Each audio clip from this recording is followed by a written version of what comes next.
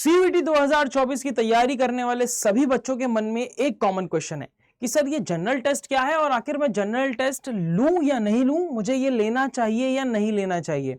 उसके पहले मैं आपको बता देता हूं बच्चे कि आखिर सीयूईटी का पैटर्न किस तरीके से रहता है। तो सीयूईटी का पैटर्न के अंदर 3 सेक्शंस होते हैं। पहला होता है आपका भाषा यानी लैंग्वेज का सेक्शन, दूसरा सेक्शन होता है डोमेन का जिसके अंदर आपके मेन सब्जेक्ट्स होते हैं, और तीसरा होता है जनरल टेस्ट का सेक्शन।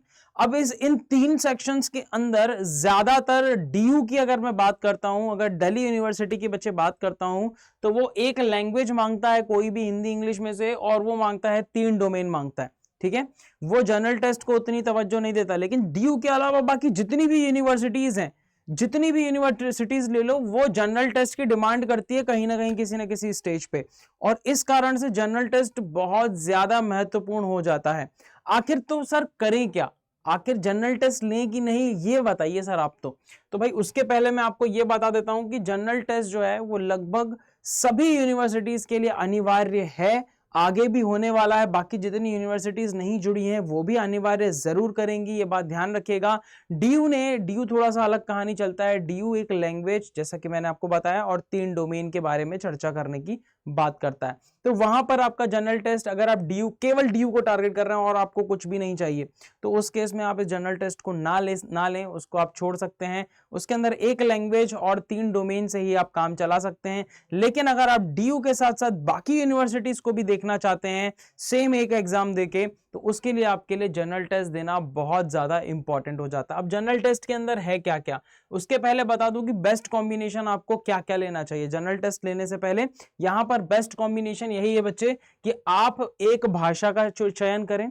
एक भाषा के अंदर हिंदी या इंग्लिश में से कोई भी एक भाषा ले सकते हैं, आप दोनों भी ले सकते हैं, लेकिन ये रिकमेंडेड है कम से कम एक भाषा होनी चाहिए। इसके बाद 3 डोमेन जरूर लें। अगर आप आर्ट्स से हैं, ह्यूमैनिटीज से हैं बच्चे अगर आप, तो इतिहास, भूगोल, राजनीतिक विज्ञान हो गया, या कोई भी 3 सब्जेक्ट कोई भी आप ले सकते हैं। जैसे अगर आप पीसीएम के हैं, भौतिकी, केमिस्ट्री यानी रासायनिक, और आप गणित ले सकते हैं। बायोलॉजी वाले बायोलॉजी ले सकते हैं। इसी तरह कॉमर्स वाले जितने बच्चे हैं, बिजनेस स्टडीज हो गया, अकाउंट्स हो गया, इकोनॉमिक्स हो गया, ठीक है, ये सब के आप कॉम्बिनेशंस ले सकते हो। आप जो पढ़ रहे हो उसी में से ही कोई भी 3 सब्जेक्ट, और इनमें 12वीं का ही सिलेबस आता है, मतलब जो आपने 12वीं में पढ़ा है वही आपको यहां पर बताना है। और फिर तीसरा होता है जनरल टेस्ट। तो एक आपके पास भाषा हो गई, 3 डोमेन हो गया, और एक जनरल टेस्ट। ये अगर आपने ले लिया बेस्ट कॉम्बिनेशन, तो आप लगभग सभी कॉलेजेस में अप्लाई करने के लिए सोचो, अप्लाई करने के लिए एलिजिबल हो जाते हो बच्चे। आप जो है वहां पर अप्लाई कर सकते हो अगर आपने इनमें अच्छा स्कोर किया है। आपने इसमें अच्छा स्कोर नहीं किया फिर भी आप एटलीस्ट अप्लाई कर सकते हो। सोचो अब यहाँ पे जहां पे जिन बच्चों को यूनिवर्सिटी, जैसे इलाहाबाद यूनिवर्सिटी, अब वहां पर बीएससी मुझे करनी है, तो मुझे वहां पर एक लैंग्वेज चाहिए, 2 डोमेन चाहिए और एक जनरल टेस्ट चाहिए। अब जिन बच्चों ने जनरल टेस्ट दिया ही नहीं है, तो वो तो भाई वंचित रह गए ना, वो तो अप्लाई ही नहीं कर सकते हैं इलाहाबाद यूनिवर्सिटी में। इसी तरीके से बाकी यूनिवर्सिटीज का भी खेल रहता है यहाँ पर।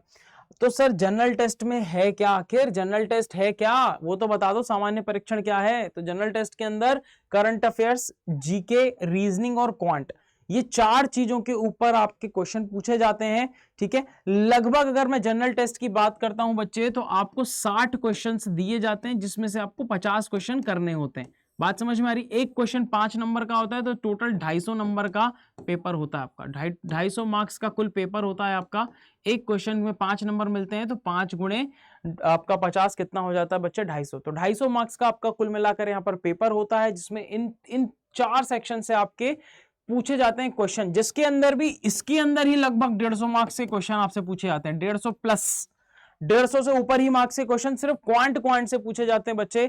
इसीलिए क्वांट की प्लेलिस्ट आपको मैंने डिस्क्रिप्शन में दे दी है, उसको आप जरूर चेक कीजिएगा, उसको पढ़ना चालू कर दीजिएगा, क्योंकि क्वांट और कुछ नहीं है, 10वीं तक का मैथ्स है। और 10वीं तक के मैथ्स आपने छोड़ा होगा क्योंकि आपको मैथ्स नहीं जमा होगा। जितने भी साइंस वाले बैकग्राउंड के हैं उनको छोड़कर जितने बच्चों ने मैथ्स छोड़ दिया है, अब उन मैथ्स को वापस से पढ़ने का टाइम आ चुका है, जिसके लिए मैंने प्लेलिस्ट आपको डिस्क्रिप्शन बॉक्स में दे दी, उसको जरूर चेक कीजिएगा अगर आप जनरल टेस्ट देना चाहते हैं, देने के इच्छुक हैं तो।